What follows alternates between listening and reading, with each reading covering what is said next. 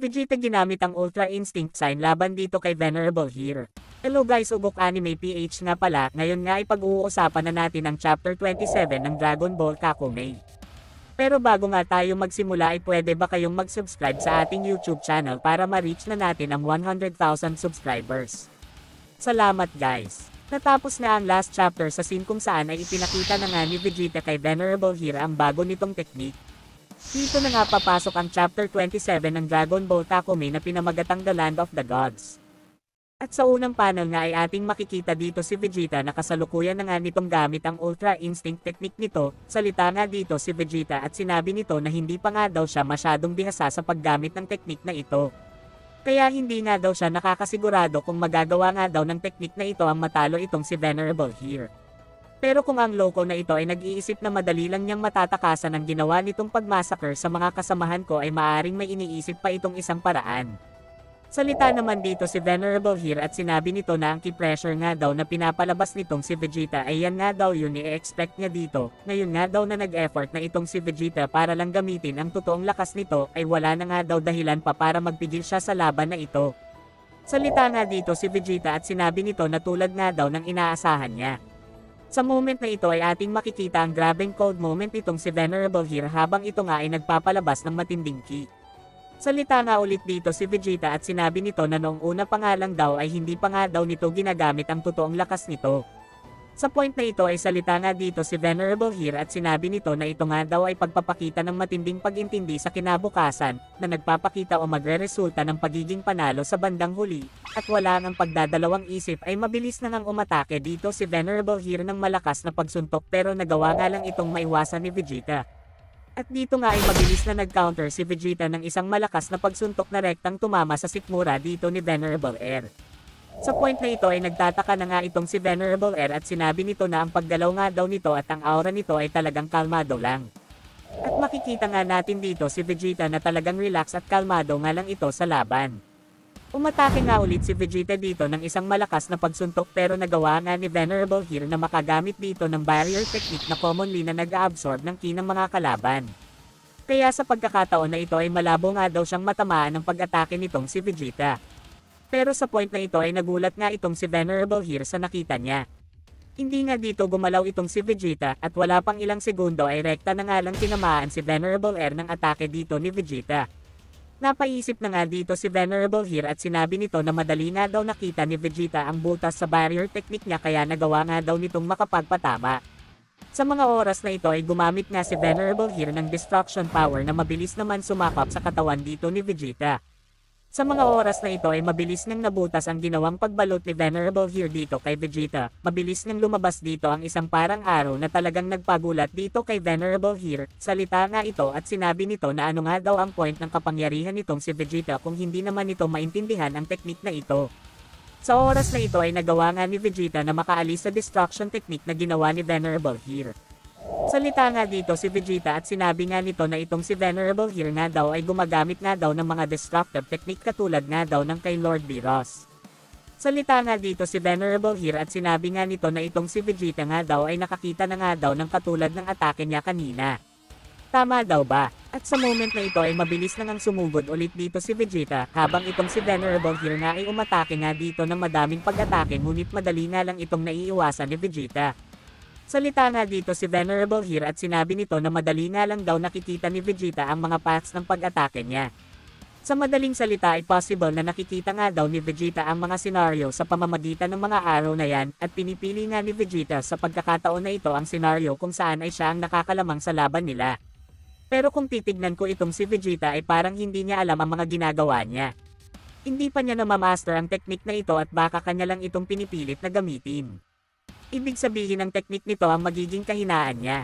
Si Vegeta nga dito ay kasalukuyan nga nitong nikakalkula ang mga mangyayari. Iniisip naman dito ni Venerable Here na gumawa ng mga pagkilos para nga mas dumami pa ang option na pwede ni Vegeta na piliin na maaaring mag-epekto ng pagtagal ni Vegeta sa pagpili ng mga magagandang senaryo na papabor sa kanya.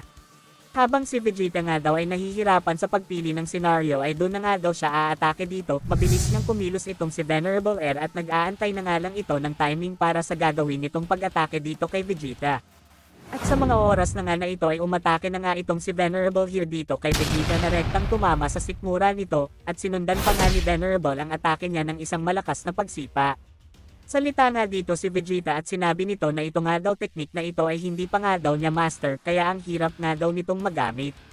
Ngunit itong si Venerable here nga daw ay masyadong malakas kasi nga nahihirapan nga daw siyang makahanap ng sequence para nga matalo itong si Venerable here.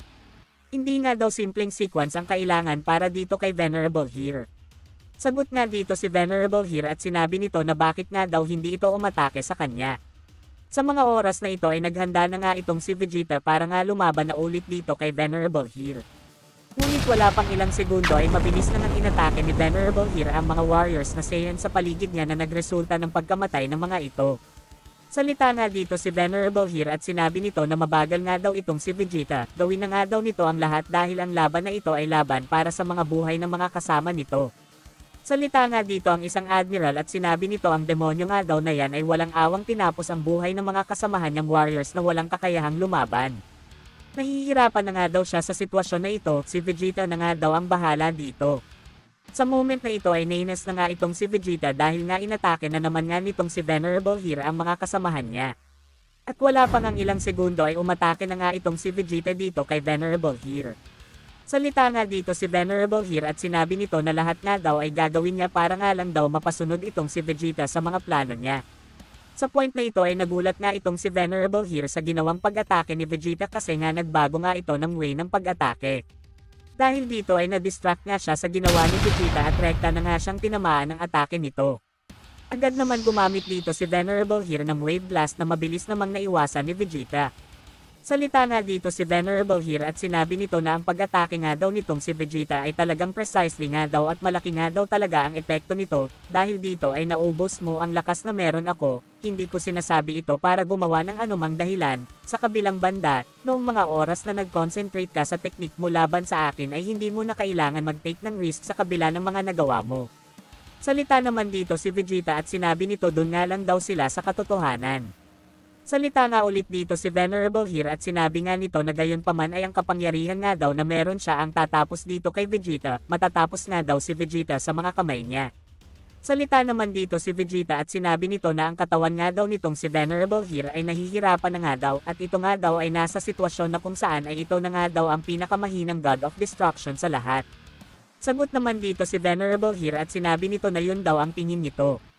At wala pang ang ilang segundo ay gumamit na nga dito si Venerable here ng teknik kung saan ay parang hinihigop na nga nito ang lahat ng warriors sa planetang Sadala at balak na nga itong ubusin ni Venerable here.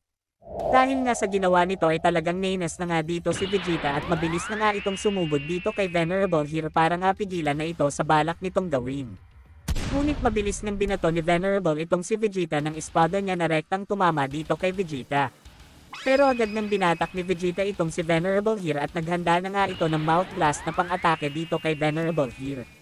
Ngunit hindi na nga nagawang ma-release ni Vegeta ang atake niya dahil na nga din sa kakulangan ng lakas.